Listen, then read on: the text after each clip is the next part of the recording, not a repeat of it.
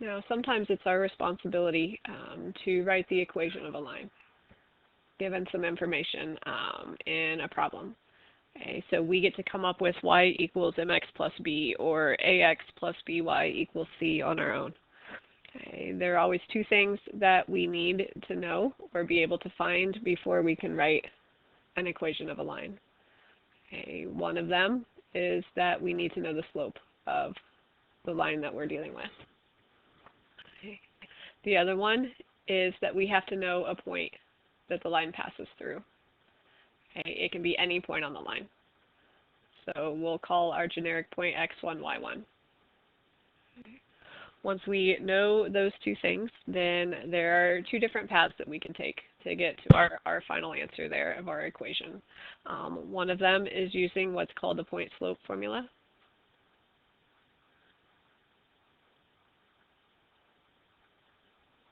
Okay. And the point-slope formula comes from our equation that we had for our slope on another video. And we just rearrange it. But we would say y minus y1 equals m times the quantity x minus x1. Okay. The other option is to start and end with slope-intercept form. Okay, our y equals mx plus b. Okay, I'm going to do the first example I'm going to show you both paths, but I'll tell you that most students today come in from a previous class using this other method, and so most of the examples from there I'll show just doing the slope-intercept form.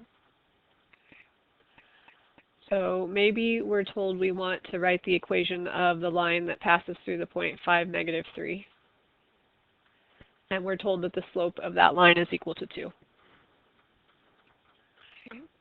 If I know an x-coordinate, a y-coordinate, and the slope of my line, that's enough information for me to plug in and get to the equation of that line. So we start with y minus the y-coordinate of this point is negative 3. That's equal to m, which is 2, times the quantity x minus the x-coordinate of our point was equal to 5. Now, while this is a good place to start, it's not the way we're going to leave our final answer. So to get from here to slope-intercept form, we would have two steps. First step is I want to distribute on the right, and then I'm going to get the y all by itself. So in this case, I will subtract 3 from both sides. Slope-intercept form of this line is y equals 2x minus 13. Okay. If I wanted to use slope-intercept form from start to finish, then again, if I know an x-coordinate, a y-coordinate, and the slope m, then that's enough information that I can go in and solve for b.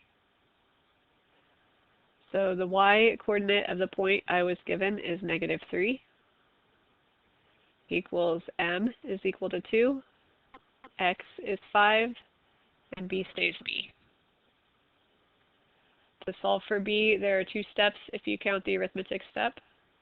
2 times 5 is 10. Subtract 10 from both sides to find out b is 13. We started out knowing m. We just took some time and found the b. So from here then, we would put the two pieces together and say y equals mx plus b. Okay, notice that we got the same equation. The path you take to get to that equation, should it matter, you should get to the same equation of a line either way. Okay. And again, I don't care which path you take. I grew up doing this path with the point-slope formula, but a lot of students today are shown and are more proficient with this right side. So whichever one you like best, that's the one that you are welcome to use. Okay, next video we'll have more examples.